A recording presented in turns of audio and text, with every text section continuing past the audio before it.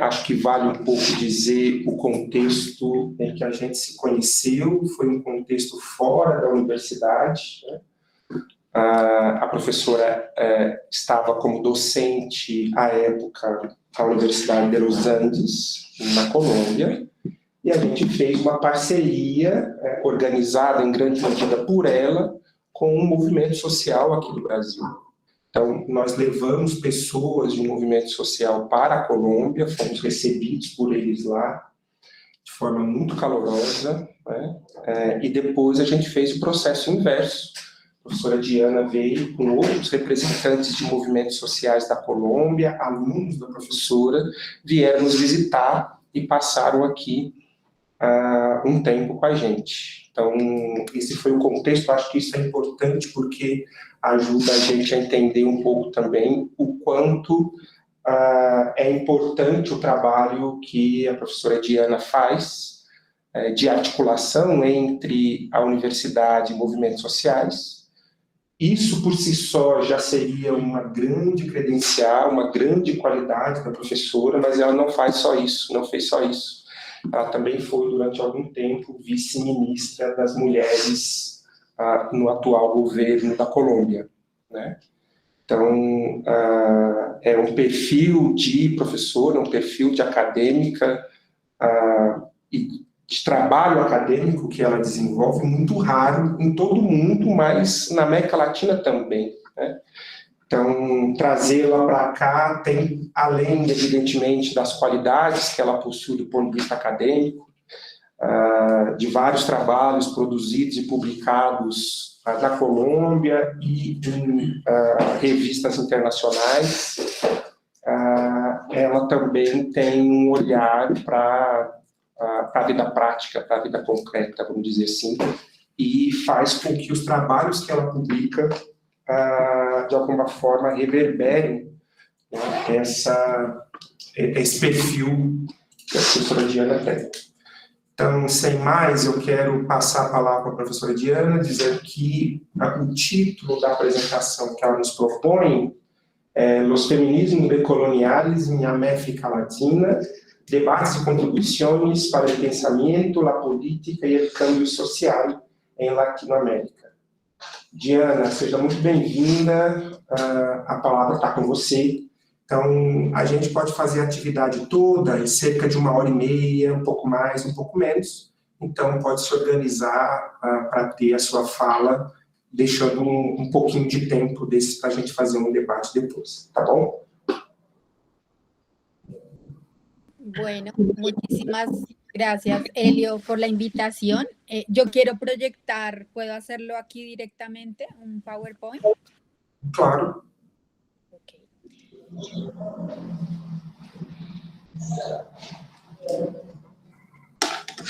Será que você vai ter alguma limitação? ¿Están viendo la presentación? Sí, perfecto. Bueno, entonces voy a hablar un poco despacio para que me puedan entender mejor. Y Elio, si tú ves que me estoy pasando del tiempo, me vas contando y yo me detengo o trato de sintetizar. Como les dijo el profesor Elio, mi presentación se titula Los feminismos descoloniales en América Latina, debates y contribuciones al pensamiento, la política y el cambio social en Latinoamérica. Yo decidí utilizar la categoría América Latina también para conversar con ustedes desde el Brasil, porque esta es una categoría propuesta por la feminista Lelia González, no sé qué tanto la conocen, pero Lelia es una intelectual latinoamericana, brasilera, importante, porque fue una feminista que puso en el centro de la discusión tanto la necesidad de analizar las opresiones que sufrían las mujeres, como las que cruzaban a la población negra, afro en Brasil. Y esta categoría de América Latina lo que busca es reconocer que Brasil y América en general está hecha gracias a las contribuciones de los pueblos indígenas, negros y también, digamos, de lo que en otros contextos llamamos el mestizaje. Entonces me parecía importante dialogar de esa manera con una intelectual brasilera tan importante para los feminismos descoloniales, porque Lelia González se adelanta a discusiones que luego van a poner como muy centrales los feminismos descoloniales en América Latina. Yo voy a dividir mi presentación en dos partes grandes. La primera es contarles qué son los feminismos descoloniales. Lo haré de una manera, digamos, rápida y sencilla. Y la segunda parte, pensar más en esas contribuciones al pensamiento, la política y el cambio social. Primero, como una contextualización de los feminismos descoloniales y su genealogía, yo creo que es importante siempre reconocer que los feminismos o toda producción de conocimiento dialoga con otras producciones de conocimiento, con otras teorías y escuelas. Entonces, cuando hablamos de feminismos descoloniales, hablamos de una producción de conocimiento que parte también de los conocimientos y los saberes del pensamiento indígena, afrodescendiente, de las feministas chicanas que propusieron la noción de mestizas nuevas, como lo hace Gloria Anzaldúa, de los feminismos negros en Estados Unidos, que tienen un largo recorrido, pero que van a tomar mucha fuerza también a partir de la década de los 60, de los feminismos que se llamaron también desde Estados Unidos del tercer mundo, que eran como los feminismos del sur dentro del norte, dentro de Norteamérica, los feminismos autónomos, los lesbofeminismos y los feminismos populares. Asimismo, los feminismos descoloniales dialogan evidentemente con la teoría descolonial. No sé qué tanto conocen ustedes de la teoría descolonial, ahora voy a nombrar solo un par de cosas, y de la teoría postcolonial. Y si uno quiere hacer una genealogía más larga, más atrás, pues obviamente estos feminismos dialogan con el pensamiento latinoamericano, con la teoría de la dependencia, la teología de la liberación, la educación popular, la investigación, acción participativa, el marxismo latinoamericano, el postdesarrollo y con disciplinas como la antropología, porque la antropología, a pesar de ser una disciplina muy colonial, en América Latina tomó otros tintes, tomó unas particularidades porque se interrogó qué significaba haber sido también una sociedad colonizada, sociedades como la latinoamericana. Cuando hablamos de descolonialidad en los feminismos, estamos haciendo un acento en que los feminismos antes ponían de presente que existían unas estructuras de dominación que eran el patriarcado. Algunos otros feminismos hablaron del capitalismo y los vínculos con el patriarcado, como los feminismos marxistas, socialistas, materialistas. Y algunos otros también de esas vertientes hablaban del imperialismo. Sin embargo, como denuncian teóricas como María Lugones, los feminismos que ella llama hegemónicos sufrían de una ceguera epistemológica frente al colonialismo, frente a los efectos de la historia colonial en las mujeres y en nuestras sociedades latinoamericanas y también en Norteamérica, y no veían las particularidades que tenían las asignaciones raciales. Entonces yo, por ejemplo, hice mi investigación de maestría sobre los feminismos de la década de los 70 y 80 en Bogotá, la capital de Colombia, y allí pues la discusión sobre la raza no era tan importante. Entonces los feminismos descoloniales vienen a decir, ¿y dónde está la raza como una categoría de análisis? Porque solo hay una categoría de análisis que es el género o la clase o las relaciones norte-sur, pero no está la raza.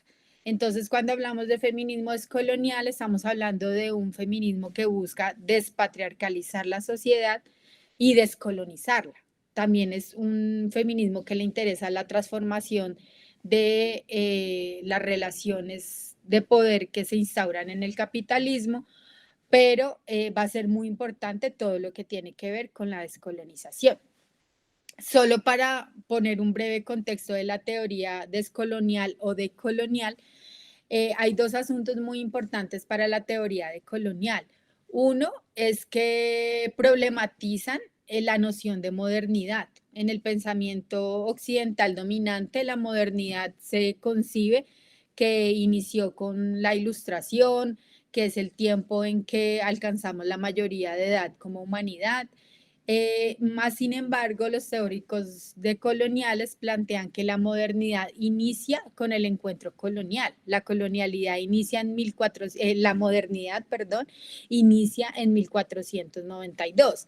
Por esa razón, los teóricos y teóricas decoloniales hablan de modernidad, colonialidad, y plantean que con 1492 se abre, digamos, todo el escenario de construcción del capitalismo, pero también se instaura un sistema mundo que también el sociólogo Wallerstein plantea, digamos, este sistema mundo y entonces la categoría que van a usar los teóricos descoloniales es la de modernidad, colonialidad.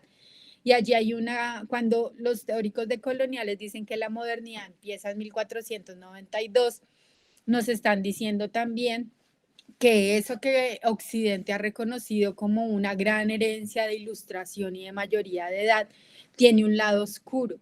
Y el lado oscuro es el de la colonialidad, que es un lado oscuro que en nombre de la civilización autorizó matar y matar al otro. Y esos otros eran quienes habitaban aquí y quienes comenzaron a habitar en este territorio por la trata transatlántica. Lo otro que cuestionan los teóricos descoloniales es la primacía cultural, política, económica y moral de la civilización occidental, ¿no?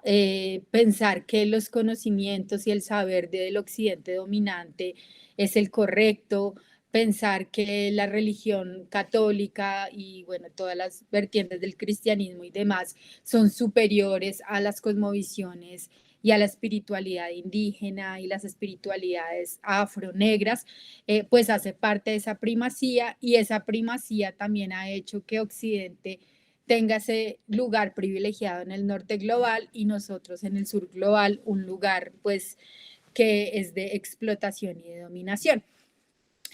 La teoría descolonial se interesa por varias cosas, lo voy a resumir muy rápidamente. Se preocupa por cómo fue el proceso del el colonialismo, toda esa etapa histórica, pero también cuáles fueron sus efectos en el tiempo, cómo se organizó un nuevo orden mundial, cuáles fueron los procesos de dominación, pero también cuáles fueron los procesos de resistencia y cuáles fueron, como lo decía ahora, los efectos perdurables de esa larga historia colonial. Y los teóricos, teóricas descoloniales han propuesto muchísimas categorías, solo voy a nombrar aquí las que tienen que ver con colonialidad del poder, del saber, del ser, de la naturaleza y de las emociones. Y un aspecto que va a ser muy importante para la teoría descolonial es poner en el centro del análisis la raza.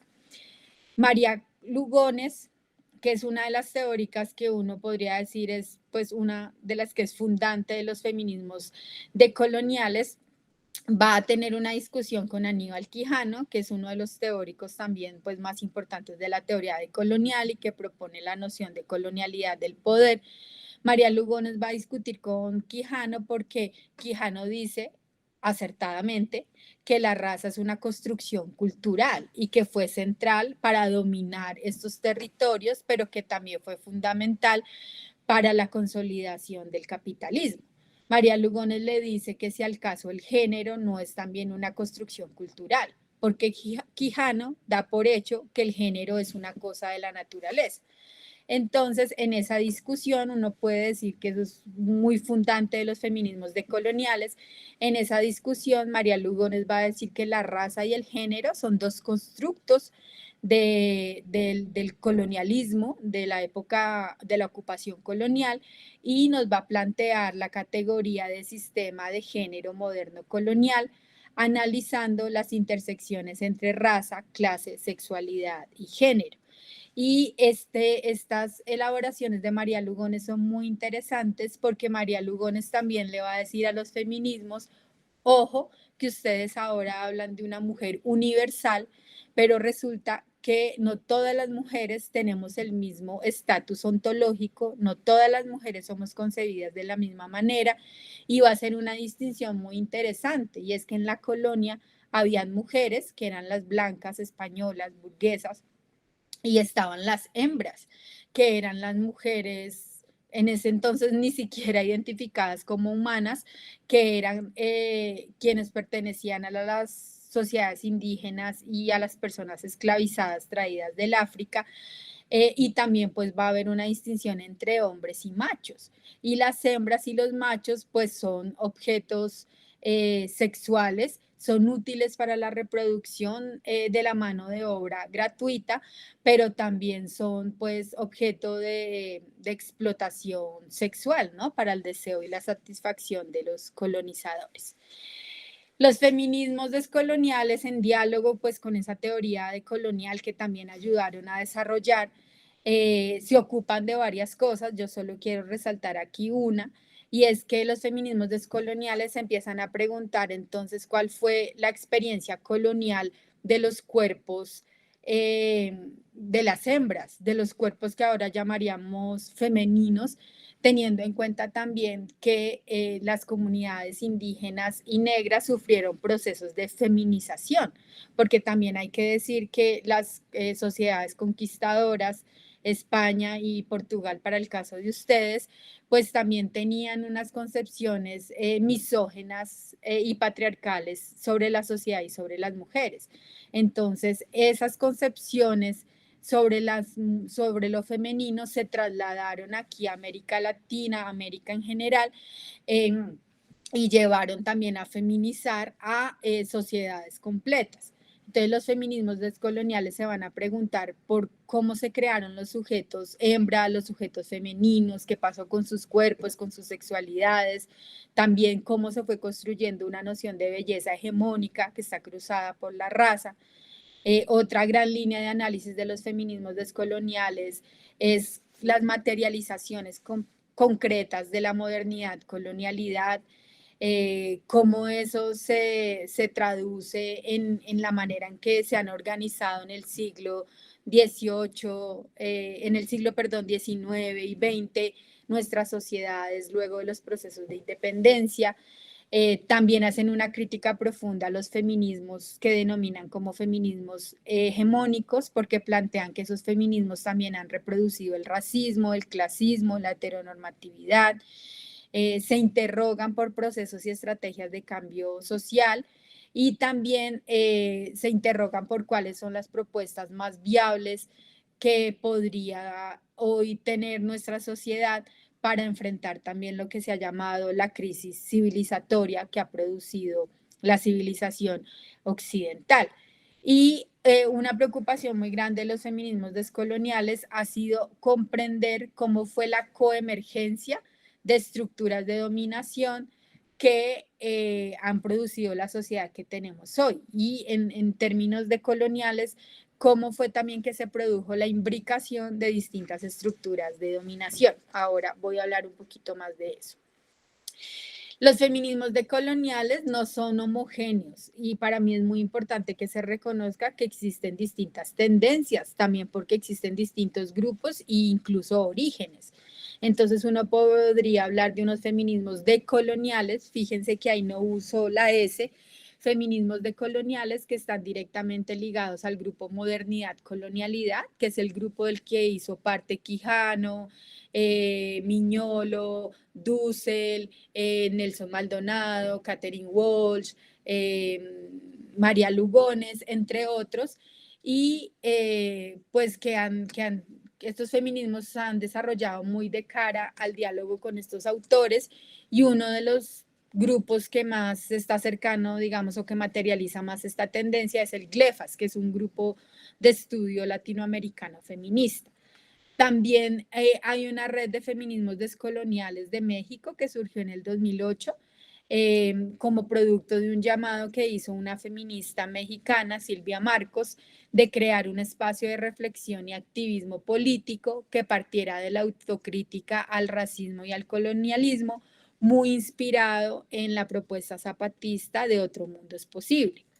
También existe otra materialización de los feminismos decoloniales que pues también ha ido adquiriendo o surgió también con su propia autonomía, pero a mí me gusta leerlo dentro de los feminismos descoloniales, que son los feminismos comunitarios de Guatemala y Bolivia, que uno de sus grandes aportes, no el único, es la propuesta de la categoría cuerpo-territorio. Y entre estos feminismos, digamos que hay tensiones, por ejemplo, los feminismos comunitarios critican a la teoría decolonial o algunos de sus autores, autoras, porque han hecho apropiación de saberes ancestrales y también a veces despliegan una idea, una visión idealizada y esencialista de las comunidades indígenas.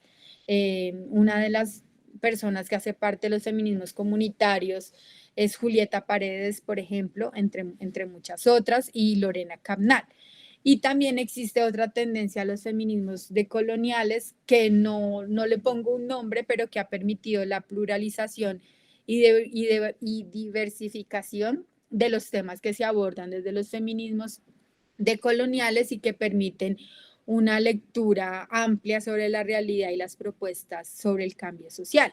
Yo digamos que me ubico en este último lugar, también porque, digamos, aquí hay una tensión bien grande en los feminismos descoloniales, en algunas tendencias, y es si tú vienes o no de comunidades indígenas o afro, y si la voz de una mestiza puede tener espacio para el desarrollo de estos marcos teóricos, ¿no? Y esto tiene que ver pues como con toda la tensión que existe, al menos en Colombia, pero pues creo que es general en América Latina, entre esas distintas trayectorias de opresión que existen en el continente.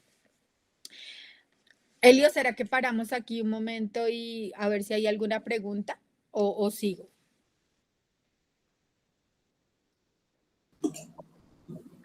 Como você acha melhor para a sua apresentação? Talvez a gente tenha algumas questões, a gente pode fazer, ou você pode seguir e a gente faz as questões ao final. O que você acha que para você é melhor? Bueno, sigamos. Perfeito, perfeito. Ahora me quiero centrar en las contribuciones a la producción del conocimiento, la transformación y el cambio social de los feminismos descoloniales, no sin antes poner de presente también cuál es el contexto de emergencia.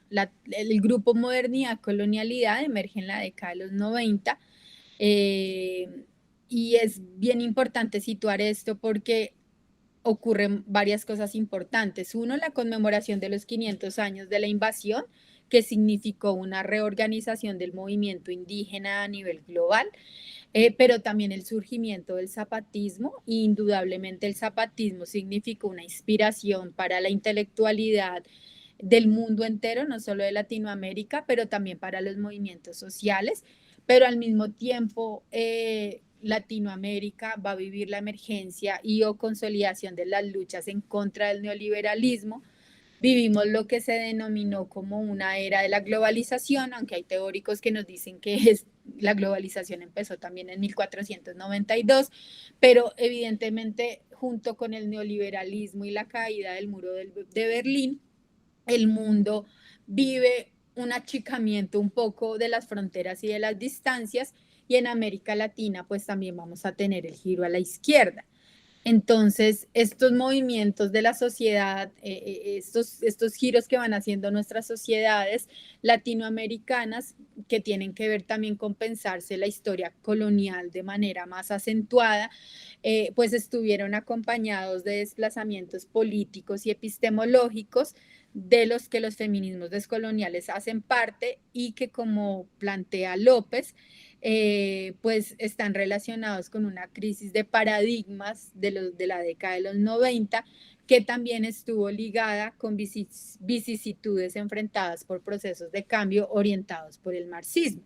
En nuestra historia latinoamericana del siglo pasado, el marxismo va a ser muy importante, pero con estos cambios, incluida la caída del muro de Berlín, también el desarrollo de la teoría postmoderna, pues se va a poner en cuestión qué tanto el marxismo es útil como una teoría única para explicar nuestras realidades, pero también para avanzar hacia el cambio social. No estoy diciendo que el marxismo no sea útil, sino que si él solo y las teorías tanto políticas, filosóficas como de la práctica fueron o eran suficientes. Entonces aquí es donde, digamos, emergen estos feminismos descoloniales en este contexto, que si dialogamos con Boaventura de Sousa Santos, sé que hay críticas a Boaventura porque fue acosado de violencias de género, violencias sexuales. Lo nombro porque me parece que hay que citar a las personas que produjeron el conocimiento, pero hago esta salvedad de que sé que es un intelectual que ha sido acusado de estas violencias. Pero a lo que quiero enfatizar es que los feminismos decoloniales entonces contribuyen a unas epistemologías del sur que combaten la colonialidad del saber y el eurocentrismo y la injusticia cognitiva, ¿no? Boaventura de Sousa Santos dice que esta injusticia cognitiva se materializa en que se considera que existe un único conocimiento válido, que es el de la ciencia moderna, o el conocimiento o la forma de pensar de la sociedad occidental moderna dominante. Y entonces, como epistemologías del sur, pues estos feminismos descoloniales permiten una comprensión del mundo en su amplitud, en su diversidad, porque lo que planteamos es que la diversidad del mundo es infinita y lo que ha hecho el pensamiento occidental dominante es achicarla y hacernos pensar que solo hay unas formas válidas de conocer y también solo unas formas válidas de existencia. Y pues lo que plantean las epistemologías del sur es que esa gran diversidad del mundo no puede ser monopolizada por una teoría general, que es un poco también una crítica que se le hacía al marxismo. Entonces, los feminismos descoloniales harían parte de una ecología de saberes que ha hecho varias contribuciones. Entonces, aquí voy con algunas de las contribuciones.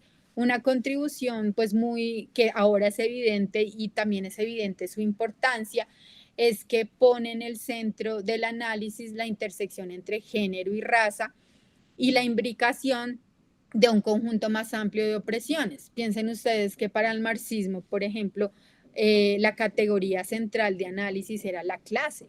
Los feminismos le van a decir al marxismo, ojo, no es solo la clase, también es el género, pero ahora las feministas descoloniales les van a decir, ojo, que no es solo la clase y el género y la sexualidad, sino que también es la raza. Y en ese sentido, los feminismos decoloniales le prestan atención a aspectos de la realidad que han sido invisibilizados por el conocimiento dominante, por ejemplo, los grandes aportes que hacen las mujeres, que hacen los sujetos feminizados a la sociedad, cuáles son los efectos de la raza y el cruce con el género.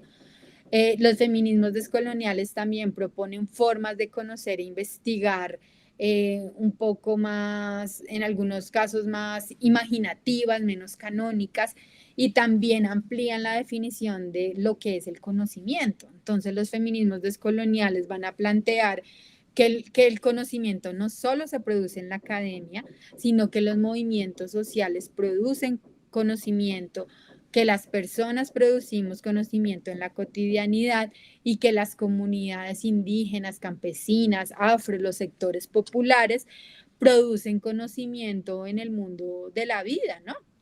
Eh, proponen unas premisas como puntos de partida para la descolonización de la producción de conocimiento que no quiero que se entiendan como una fórmula. Entonces yo ahorita les voy a contar de unas premisas que yo identifiqué de los feminismos descoloniales, unas premisas teórico-metodológicas que fueron las que guiaron mi investigación de doctorado. Es decir, no es que yo en algún lado leí que estas son las premisas de los feminismos descoloniales, sino que desde el 2009 que yo empecé mi doctorado, me dediqué una gran parte del tiempo del doctorado a entender, a analizar, a conocer los feminismos descoloniales y fui identificando esas premisas teórico-metodológicas que se convirtieron en mi marco pues epistemológico para mi tesis de doctorado.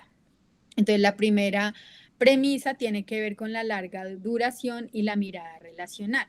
lo primero que hay que decir es que el pensamiento moderno, occidental, hegemónico, insisto esto que el pensamiento moderno occidental hegemónico, porque también existen diversas versiones de la modernidad y diversas versiones del occidente, ¿no? Entonces yo me estoy, la teoría de colonial lo que hace es criticar la visión hegemónica.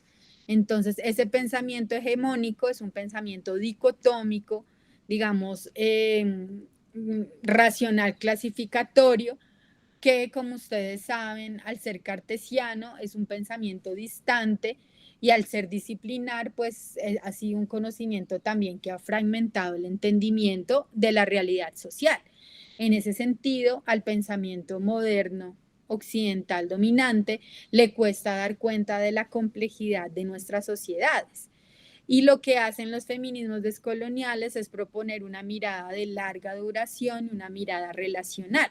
La mirada relacional es porque busca romper o cuestionar dicotomías. Hay pues algunas de las dicotomías más clásicas, pues es la de femenino, masculino, emociones, razón, naturaleza, cultura. Y lo que busca el pensamiento relacional es entender esos pares no como opuestos y jerárquicos, sino como relacionales, ¿no?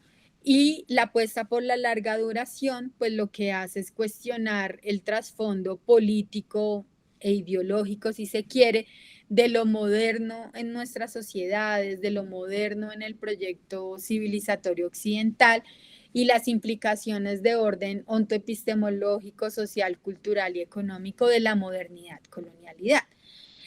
En ese sentido, una perspectiva de larga duración pone en el centro la experiencia colonial para las siguientes cosas. Uno, para mejorar la comprensión del presente. Por ejemplo, yo soy alguien que ha investigado sobre el conflicto armado y la violencia sociopolítica en Colombia. Para mí ha sido clave entender esto en la lógica de la larga duración, porque yo no puedo comprender cómo fueron los desenlaces de la violencia estatal, sino comprendo también cómo fue la formación del Estado-Nación y cómo ese Estado-Nación surge de una historia colonial. Nuestros Estados-Nación tienen una historia distinta a los de Europa. Por eso esa idea también de que debemos llegar a ser cierto Estado-Nación, pues es compleja porque nosotros no tenemos esa misma trayectoria y porque la teoría del Estado se consolidó en Europa y pues luego en los Estados Unidos. También la larga duración nos permite comprender la opresión de los sujetos feminizados y las trayectorias de resistencia. Nos permite criticar con argumentos la civilización occidental para proponer alternativas desde un lente feminista y nos permite cuestionar no solo el lado oscuro, que era el que les nombraba ahora, de la colonialidad, sino también los aspectos más claros de la modernidad, colonialidad, que es lo moderno. Nuestras naciones latinoamericanas siempre aspiraron a alcanzar la modernidad y en la modernidad hay cosas muy interesantes como la igualdad, la solidaridad, entre otros aspectos. Mas, sin embargo, cuando eso se desmenuza, no son premisas siempre tan claras y tan transparentes. Por ejemplo, cuando hablamos de igualdad entre mujeres, a veces se termina silenciando las diferencias y las desigualdades que existen. Entonces, la larga duración nos permite también interrogar pues ese lado oscuro y ese lado claro de la modernidad, colonialidad.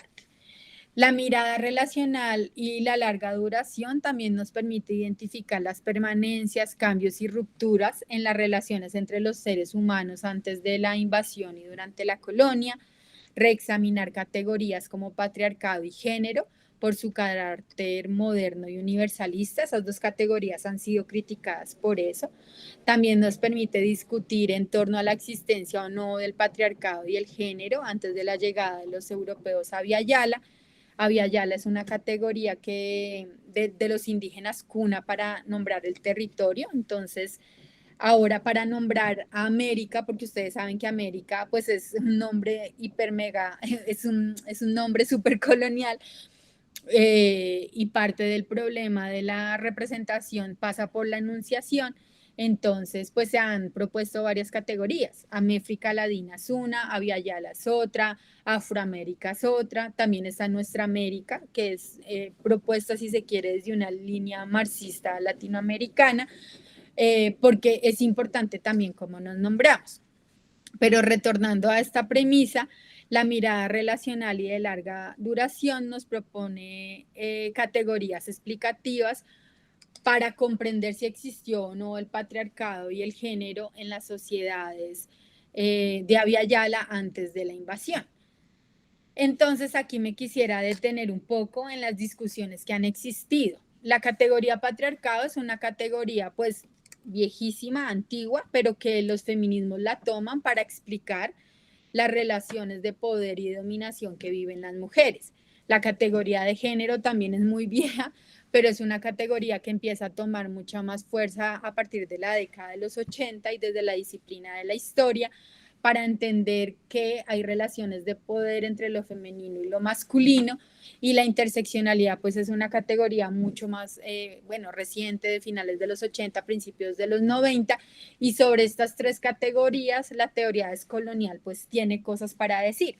Por un lado, ya les contaba que María Lugones plantea que el género pues también es un constructo cultural, y María Lugones se plantea si podemos hablar de patriarcado y género para entender las sociedades antes de la invasión, y ella plantea que esas son dos categorías occidentales que no son útiles.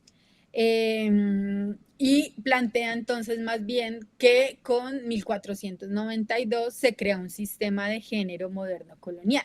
Sin embargo, esa no es la posición que todas las feministas descoloniales asumimos. Rita Segato escribe un texto en el 2011 que habla de patriarcado de baja intensidad. Rita Segato es antropóloga, y Rita Segato plantea que en las sociedades pre-intrusión, antes de la invasión, existía un patriarcado de baja intensidad que se intensifica cuando se cruza con el patriarcado que traen los colonizadores. Julieta Paredes y Lorena Camnal, que son feministas comunitarias. Julieta Paredes, si no estoy mal, es aymara de Bolivia, y Lorena Camnal es maya de Guatemala, plantean que en las sociedades antes de la llegada de los españoles existía un patriarcado original. Y ese patriarcado original se entronca con el patriarcado occidental y exacerba los procesos de dominación contra las mujeres. Entonces, Julieta Paredes y Lorena Camnal nos dicen que las mujeres, que en las comunidades indígenas existen violencias contra las mujeres, y que no fueron violencias que se originaron por la llegada de los europeos. Existían antes, obviamente se intensifican, pero aquí es importante subrayar que ellas consideraban que estos patriarcados sí existían. Ochi Curiel, que también es otra feminista afro muy reconocida, plantea críticas a la noción de interseccionalidad y prefiere hablar de imbricación de opresiones, y critica la noción de interseccionalidad porque la ve muy ligada a una visión liberal del feminismo que propuso Kimberly Crenshaw. Y yo, pues en los desarrollos que he tenido de este diálogo y desarrollo teórico de los feminismos descoloniales, he propuesto dos categorías, una la de patriarcados diferenciales y otra la de patrix de dominación moderna colonial. Patriarcados diferenciales porque para mí, en diálogo con la antropología y la historia, hay que reconocer que aquí hubo sociedades antes de la llegada de los europeos que reproducían relaciones desiguales entre hombres y mujeres, y hay alguna evidencia etnohistórica que permite, digamos, argumentar eso. Pero además, para señalar que los patriarcados no se viven de igual manera para todas las mujeres, ni para todos los hombres, ni en todas las sociedades, y que existen contextos específicos en cada sociedad, por ejemplo la colombiana, donde los patriarcados toman unas formas concretas. Y patriz de dominación moderna colonial porque coincido con que lo que vivimos en el continente fue una imbricación de opresiones que ha generado Miñolo habla de una matrix de dominación y Julieta Paredes dice, pero ¿por qué matrix? Si es más bien un legado patriarcal y Julieta propone la noción de Patrix, entonces yo ahora les voy a mostrar, digamos, como una diagramación de qué hace o cómo está constituida esa Patrix de dominación. La siguiente premisa es la exploración de ausencias y emergencias. Esta también es una categoría de Boaventura de Sousa Santos.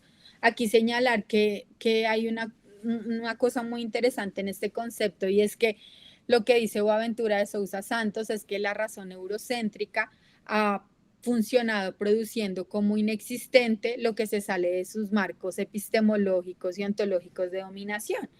Lo produce como inexistente, pero también considero que lo produce como inservible y eso tiene que ver con el otro de Occidente, que son las comunidades indígenas y afrodescendientes, pero también con ese otro de Occidente que se concibió como inferior.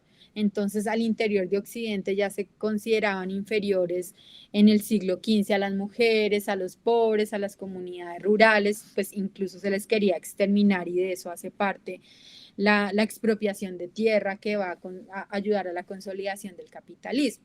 Entonces, estos feminismos para mí hacen una sociología de las ausencias y las emergencias porque por un lado hacen visible lo que se ha negado o se ha hecho invisible, que tiene que ver con cosmovisiones, prácticas económicas no dominantes, espiritualidades y sexualidades diversas.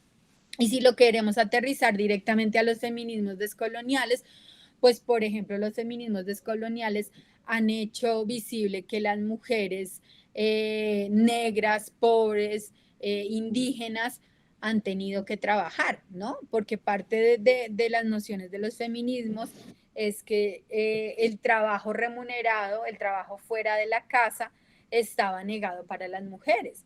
Pero si pensamos en la historia colonial y si pensamos en nuestras sociedades, pues hay mujeres que sí les ha tocado salir a ganar dinero para sostener sus hogares, ¿no? Entonces eso es parte de lo que ha hecho visible los feminismos decoloniales, pero también los feminismos decoloniales han hecho visible las desigualdades entre las mujeres.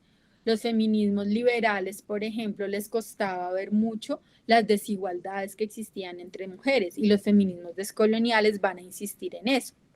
Por otro lado, una sociología de las emergencias es la que indaga, rastrea por las alternativas.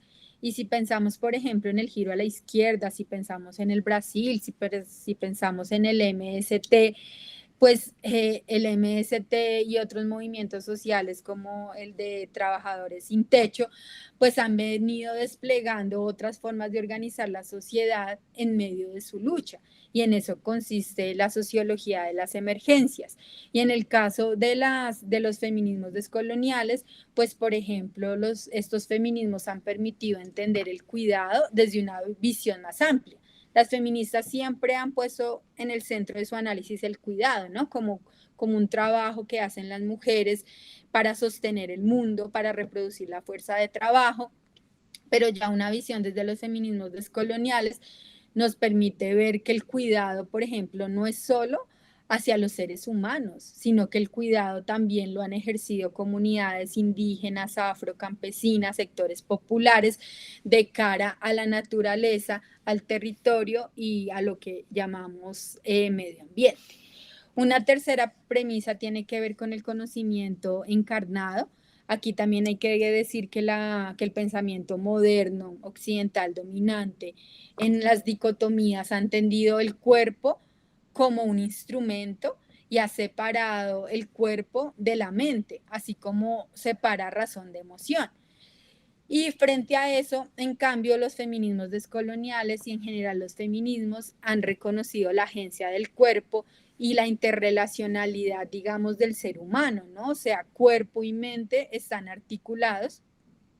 Y también estos feminismos han reconocido la experiencia, que creo que ustedes son de una clase, están estudiando filosofía, pues digamos que la importancia de lo fenomenológico en los feminismos es bastante importante porque también se entiende que la experiencia es un lugar central de la producción de conocimiento y en el caso de las mujeres del develamiento de la opresión. Entonces, los feminismos en general, pero esto tiene mucha fuerza también en los feminismos descoloniales, han hecho una corporización de la teoría, porque como plantea Marcos, no hay teoría de conceptos abstractos, sino que los feminismos despliegan una teoría hablada, vivida, sentida, bailada, olida, tocada.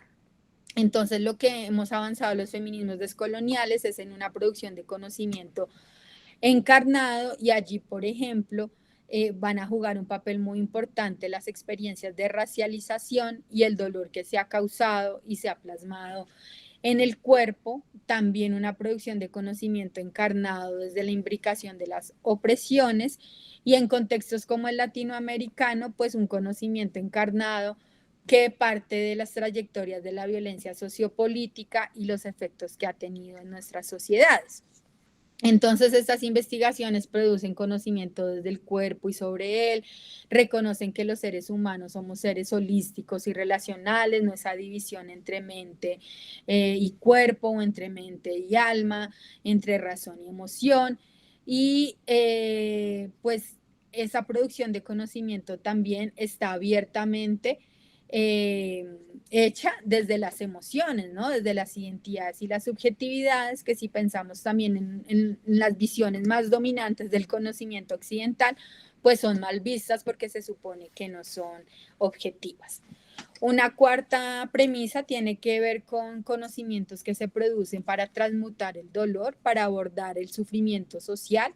Lastimosamente nuestra sociedad hegemónica, el sufrimiento social no se lo toma tan en serio, no sé cómo es la experiencia en Brasil, pero aquí con el conflicto armado y la violencia sociopolítica parece que nos hubiéramos acostumbrado a la violencia. A veces hay una mirada muy patologizante de las víctimas, entonces el abordaje del sufrimiento social no ha sido, digamos, tan apropiado. Y lo que proponen los feminismos descoloniales es abordar la producción de conocimiento, abordar desde la producción de conocimiento la herida colonial que ha dejado la modernidad, colonialidad, la cual ha generado violencia y dolor que no ha sido completamente abordado y procesado. Nosotros como latinoamericanos, latinoamericanas, no somos solo producto de la historia colonial y de la consolidación de una ontología patriarcal, sino que también hemos sido construidos desde la violencia estatal, desde las dictaduras, los conflictos armados y las guerras irregulares. Y eso hace que en nuestras sociedades la violencia se haya sedimentado profundamente.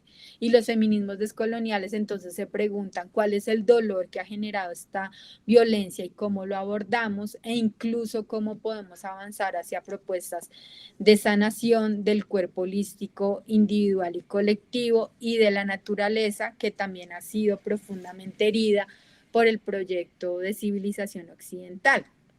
Yo propongo la noción de transmutar el dolor porque creo que a veces hay una visión de sanación muy patologizante y para mí transmutar el dolor es lograr hacer procesamiento de lo que pasó y aprender a vivir con las violencias que se infringieron.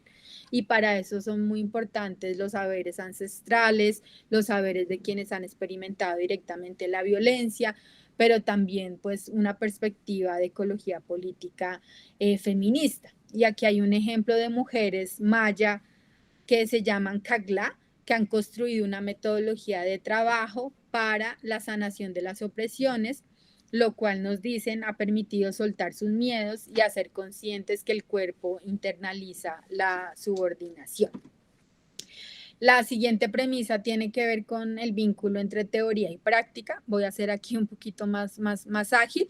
Aquí me parece importante plantear que en general hay un nexo en los feminismos entre la producción teórica y la militancia, entre pensar los problemas conceptualmente y avanzar en acciones específicas.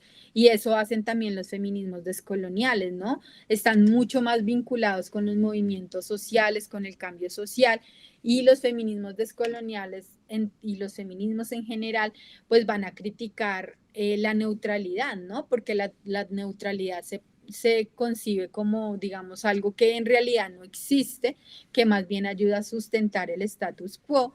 Y en ese sentido, pues la producción de conocimiento de los feminismos descoloniales parte de saber que todo conocimiento es poder. Y allí entonces se busca a través de la producción de conocimiento contribuir al cambio social y a la construcción de alternativas.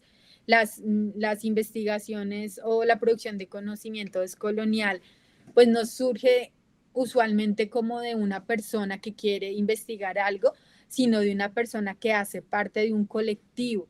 Y entonces los problemas son problemas de una colectividad y son problemas que también se piensan colectivamente. Entonces allí las metodologías que se realizan pues buscan ser más colaborativas, de colabor, no ser extractivistas, metodologías solidarias, y los sujetos de estudio pues puede ser el mismo investigador, investigadora o la misma intelectual feminista descolonial, o se comprenden como colaboradores, porque se reconoce, como lo decía ahora, que los movimientos sociales producen conocimiento también. La última premisa tiene que ver con las pedagogías para la liberación. Aquí es importante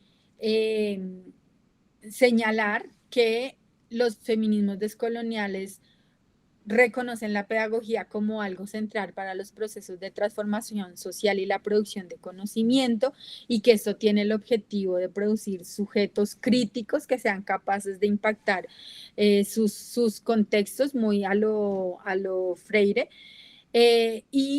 Pues también de lo que se trata es de interrogar formas de aprender y los medios más apropiados de difundir el conocimiento que se produce. Entonces aquí se diversifica la enseñanza y el aprendizaje, se incluyen otros recursos pedagógicos y expresiones de lo sensible que van desde el teatro hasta la danza, y también se es consciente que si se produce conocimiento no se puede divulgar en las formas tradicionales.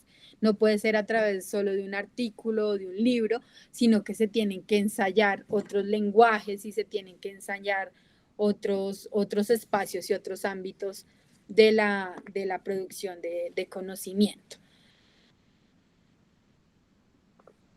Sé que queda poco tiempo y a mí todavía me quedan varias diapositivas, Elio, entonces si tú me quieres decir cuánto tiempo debería demorarme y para ir sintetizando.